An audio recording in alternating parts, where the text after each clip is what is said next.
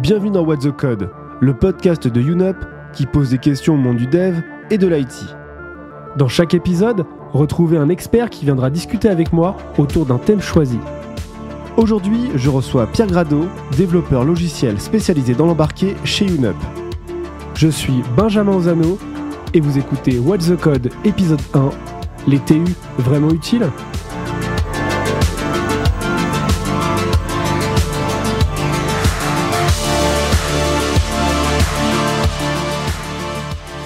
Bonjour Pierre, comment vas-tu ? Bonjour Benjamin, ça va et toi ? Ça va très très bien. Et on va commencer par une question très très simple, Pierre.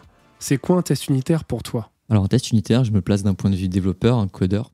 J'écris une classe ou une fonction. J'aimerais bien vérifier que cette classe ou que cette fonction fait ce qu'elle est censée faire, donc que ses entrées et ses sorties sont en cohérence entre la spec et l'implémentation. Donc je vais pouvoir écrire un petit bout de code qui va appeler une fonction et vérifier que sa sortie correspond à son entrée. En général, on va utiliser un framework de test unitaire qui va nous donner tout un tas d'assertions et la possibilité de créer des test cases et des test suites pour pouvoir avoir des rapports de test notamment. D'accord, donc là, quand tu le décris, on voit tout de suite l'utilité de ce test, mais souvent en entreprise, il est soit absolument pas fait, il n'est pas pensé, soit relégué, vraiment, si on a un tout petit peu de temps, mettre des tests pour pouvoir valider notre dev. Qu'est-ce que toi, t'en penses de cette pratique ? Alors c'est une pratique que j'ai déjà vue parce que j'ai mis plusieurs années avant de me mettre à faire des tests unitaires. J'ai mis aussi plusieurs années à me rendre compte que c'était vraiment intéressant. Ça, j'en ai fait au début, mais je me suis dit ouais, c'est cool, mais est-ce qu'il y a vraiment la plus-value, elle est où ? Et en fait, je pense que c'est avec le temps que tu t'en rends compte. Quand tu restes un petit peu longtemps sur un projet avec tes tests unitaires, tu t'en resserres 6 mois plus tard, 1 an plus tard, 2 ans plus tard. Là aujourd'hui, j'ai modifié du code qui a 4 ans, il y a des tests unitaires dessus. Je suis très content en fait. Moi, il y a quelque chose qui m'a convaincu aussi de faire des tests unitaires, c'est que je me suis rendu compte quand j'ai commencé à en faire qu'en fait, j'en faisais presque déjà. C'est-à-dire que j'écrivais une classe ou une fonction. Et après, pour la tester, je faisais un main dans un coin. Dans le main, j'appelais ma classe, j'entrais, sortie, je faisais des println pour voir ce que ça affichait. Des fois, je faisais même des assertions ou avec des tests avec des if pour printer true ou printer false. Et à la fin, quand ma classe elle était bonne, ce code-là, je le jetais parce qu'il s'intégrait pas dans la base de code. C'était un main que j'avais fait au hasard comme ça dans une classe. Alors qu'avec les tests unitaires, je fais à peu près la même chose en fait. J'écris du code, j'appelle ma classe, je vérifie qu'elle rend bien le service rendu. Sauf que j'ai un framework pour faire des assertions au lieu de faire des tests manuellement. Et à la fin, ce code-là, je peux le mettre facilement dans la base de code. Il y a un dossier test, dedans il y a plein de fichiers qui font des tests. Et ce code-là, je peux le récupérer dans 6 mois si j'en ai besoin et je ne jette plus du code que j'écrivais. Donc ça m'a vraiment convaincu d'arrêter de jeter du taf. C'était une très très bonne raison. Et que penses-tu de la phase de refactoring ? Alors pour moi, c'est un des gros exemples où les tests unitaires peuvent servir a posteriori. C'est vrai que, comme je disais à l'instant, tu écris ta classe, tu écris les tests, ça fonctionne. À quoi ça te sert de garder les tests ? La réponse est certainement que ton code, tu vas le refactorer à un moment ou à un autre. Alors des fois, ça va être vraiment purement refactoring. Tu vas réécrire du code qui est totalement iso-fonctionnel. Et là, tu es très content de pouvoir relancer une batterie de tests automatique. Bien sûr. Qui vont te dire oui, c'est toujours bon ou non, tu as cassé quelque chose, quoi. Après, dans le refactoring, souvent les gens pensent aussi à quand ils vont modifier la classe et du comportement de la classe, ils vont par exemple rajouter une méthode ou enlever une méthode, changer des détails de l'implémentation pour répondre à des nouveaux besoins. Les tests unitaires existants te permettent aussi de vérifier que tu as bien changé quelque chose, c'est-à-dire de sont plus censés passer potentiellement. Tu vas aussi refactorer d'autres parties du code, alors qu'en fait, tu rajoutes une nouvelle fonctionnalité. Et il y a des modes également de développement, comme le TDD, où on va écrire d'abord nos tests avant de passer en phase de développement finalement. Est-ce que toi, tu as déjà pratiqué le TDD ?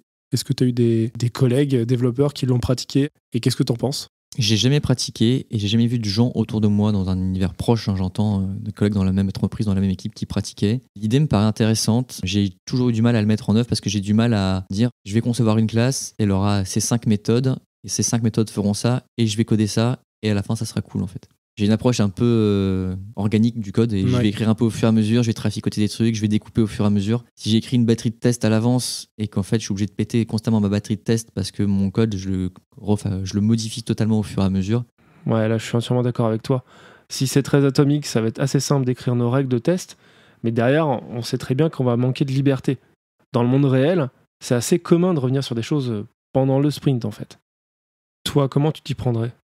Donc comme je disais, j'ai jamais fait de TDD, mais c'est vrai que si je devais en faire, j'imaginerais plus, au lieu d'être à un niveau de test unitaire, qui est vraiment un niveau vraiment détail d'implémentation pratiquement, de mettre à un plus haut niveau. Par exemple, j'ai déjà utilisé Robo Framework pour automatiser des tests, qui sont des tests du coup beaucoup plus haut niveau, pratiquement des tests d'intégration. Et là, je me verrais plus faire du TDD. C'est je me connecte sur la page, je rentre un login, je rentre un mot de passe, je valide. Si jamais je rentre un login, un mot de passe invalide, j'ai un message d'erreur. À ce moment-là, du coup, ça c'est un niveau vraiment features. Tu peux écrire un test à l'avance. Le moment où le test passe, c'est cool. C'est-à-dire que ton module de validation de mot de passe et de login fonctionne. C'est des fois compliqué de comprendre ce qu'est un test unitaire. Et Bien sûr. Quand tu m'as testé 5 classes d'un coup, c'est plus vraiment un test unitaire. Tu Non. rentres dans du test d'intégration, même si tu peux utiliser des fois des frameworks de test unitaire pour tester un ensemble de classes, tu dévoies un petit peu le principe de base.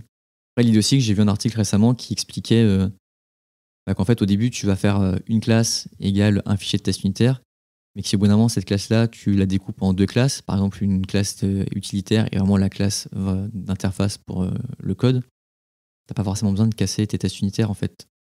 Le test unitaire, il peut venir tester une classe qui est la façade et venir de manière cachée tester d'autres classes qui sont en arrière-plan en fait. Moi, l'utilité d'un test unitaire, je vais le voir par exemple dans le côté web et côté front-end. On parle beaucoup de design system aujourd'hui, de composants isolés. C'est très simple d'identifier les tenants et les aboutissants d'un composant, aussi simple soit-il. Un champ input, par exemple, même un champ input spécialisé, un champ input number, où on ne pourra pas mettre de texte à l'intérieur. On voit assez naturellement le type de test unitaire qu'on pourrait faire finalement. Par contre, des tests unitaires, d'un point de vue plus applicatif, comme tu disais tout à l'heure avec Robot Framework, moi je vais parler des tests end-to-end où on va valider un workflow sur une application de gestion, une application complète, du login jusqu'à la validation du panier par exemple sur une application e-commerce et le tunnel de paiement. Là, ça va être compliqué de faire de l'unitaire là-dessus. Il y a trop de fonctionnalités à tester. Par contre, si on a un design system pour les composants, on aura des TU sur les composants, donc là on n'en parle même pas. Et c'est peut-être plus intéressant de valider nos workflows à l'aide d'un framework end-to-end qui va nous faire justement des systèmes de workflow, de validation avec des workflows nominaux. Ce qui est intéressant, on n'en a pas encore parlé par rapport au TU. Ici, on parle de TU automatisé. Dans une précédente mission, les TU, c'était plus des critères d'acceptabilité que je devais jouer à la main. Et là, depuis tout à l'heure, on parle beaucoup de tests plutôt unitaires automatisés, des choses qui peuvent se jouer aussi bien sur notre ordinateur que sur une CI. Dans la définition que je donnais tout à l'heure d'un test unitaire, c'est donc tu écris un morceau de code qui va tester un code et donc tu as un programme de test que tu peux exécuter. Donc effectivement, sur une CI, c'est très facile d'exécuter ce programme de test et d'avoir un rapport à chaque commit. Par exemple, tu peux repasser ta batterie de test très rapidement. Et à minima, en fait, si on ne les fait pas tourner sur notre poste, la CI pourra nous envoyer une alerte nous montrant qu'il y a quelque chose qui est cassé. C'est le but de la CI. La CI, c'est chaque fois que je fais des changements dans la base de code, je vérifie que le projet est toujours en bon état. Une des façons de vérifier que ton projet est en bon état, c'est que tes tests unitaires passent en fait.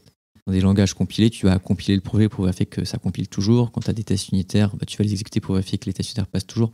On ne fait pas des tests unitaires pour le plaisir, il faut que ça réponde à un besoin et la manière dont on va les intégrer dans le workflow doit aussi servir à un but. Et on doit le faire comprendre aux développeurs et à l'ensemble du projet.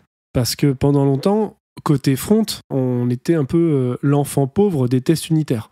Alors pour des raisons techniques, avec peu d'outils efficaces, et aussi pour des raisons humaines. Pourquoi tester du front ? Notamment avec la fausse idée que toute l'intelligence était côté back. Alors, comment on met le curseur sur quoi tester ? Eh bien, on comprend naturellement qu'on ne peut pas tout tester, tout simplement. Je pense que du coup, on va être obligé de parler vraiment de la stratégie de test d'un projet et de la qualité logicielle. C'est moi, à l'époque où j'ai découvert les tests unitaires, à peu près en même temps, j'ai lu un livre extrêmement intéressant qui s'appelle Code Complete de Steve McConnell, qui donne plein de bonnes pratiques sur le logiciel en général. Et notamment, à un moment, il parle de comment faire pour s'assurer la qualité logicielle dans un projet. Et il dit, il n'y a aucune technique magique. Les tests d'intégration, c'est bien, mais les tests d'intégration, souvent, c'est très compliqué de tester les cas aux limites. Moi, par exemple, je travaille sur un système électronique. Il y a des capteurs de température dessus. Ils peuvent être défaillants ou ils peuvent s'arracher. Bien sûr. Et pour tester son intégration, il faudrait que je détruise un produit pour vérifier que les capteurs de température, quand ils s'arrachent, le produit réagit comme il faut. Donc, par exemple, les tests unitaires peuvent me permettre de rentrer des valeurs aberrantes et vérifier que les composants qui utilisent la mesure de température réagissent comme il faut. Il n'y a aucune technique qui seule suffit. Faire uniquement des tests unitaires, ça sert à rien. Faire que des tests d'intégration, c'est limité. Faire que de la revue de code, c'est forcément aussi très limité. Et c'est un ensemble de stratégies qui, mises bout à bout, vont permettre d'atteindre une certaine qualité logicielle. Et après, ce que tu as dit, c'est comment je choisis de faire des tests unitaires et ou des revues de code et ou ceci et ou cela. Il y a le budget du projet. Est-ce que c'est un projet qui a beaucoup d'argent ? Est-ce que c'est un projet aussi qui est critique ? Bien sûr. Et derrière, ça t'est peut-être déjà arrivé, Pierre, que le client pour lequel tu as travaillé attendait des métriques sur le taux de couverture de test, sur la qualité de code. Et que souvent, c'était pour survendre le projet, pour avoir des chiffres uniquement dans le but d'avoir des chiffres bien loin du sens premier de ces valeurs. Typiquement, des milliers de lignes de code, des choses comme ça. J'ai vécu une situation qui ressemble à celle que tu décris chez un éditeur logiciel. Donc, on fabriquait un SDK qu'on fournissait aux gens. Et c'est vrai que les commerciaux avaient tendance à vendre le fait qu'il y avait une test suite qui passait toutes les nuits de 10 000 tests, en fait. Et pour eux, c'était un gage de qualité d'avoir 10 000 tests. Alors, effectivement, c'est très bien d'avoir 10 000 tests unitaires plutôt que 0, ça me paraît évident. Mais on peut pas dire j'ai 10 000 tests unitaires, donc mon produit est qualitatif. Tu disais tout à l'heure, il y a beaucoup de projets où on fait pas de tests unitaires parce que ça prend du temps et ça sert à rien. Et à contrario, il y a des projets où faut faire plein de tests unitaires, c'est génial. Il n'y a pas une des deux situations qui me paraît idéale. Faire trop de tests unitaires, pour le principe, c'est comme toute métrique. Toute métrique, tu lui fais dire ce que tu veux. J'ai 10 000 tests unitaires, j'ai une couverture de code à 85%. Les chiffres, on leur fait dire ce qu'on veut. La valeur que tu leur donnes, c'est toi qui la dessines, en fait. Du coup, Pierre, en résumé, si tu devais donner un conseil sur les tests unitaires, qu'est-ce que tu dirais ? Moi, je dirais qu'il faut en faire. Tester les features les plus importantes, les plus essentielles, peut-être les plus complexes aussi. Celles où les tests d'intégration auront le plus de mal à aller trafiquer les cas limites, les cas tordus, les cas improbables en fait en prod. Testez-les en test unitaire. Testez pas le basique 1 plus 1 égale 2. Testez moins l'infini plus l'infini. Qu'est-ce que ça fait comme résultat ? Rentrer des not a number au lieu de rentrer 3,14 comme valeur en fait. Vous voyez ce qui se passe ? Maltraiter en fait votre code grâce au test unitaire. N'en faites surtout pas pour le plaisir et encore moins pour le plaisir des autres. Il faut que ça y ait vraiment une utilité à faire des tests unitaires. Moi, comme je disais, avec les années, je me rends compte que c'est vraiment une feature qui sert vraiment et je ne me vois pas ne plus en faire du tout. Très bien, merci Pierre.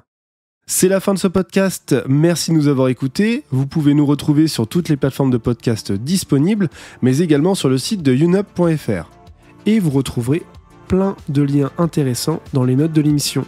Merci Pierre Gradeau d'avoir été notre premier invité. On se retrouve au prochain épisode. Salut!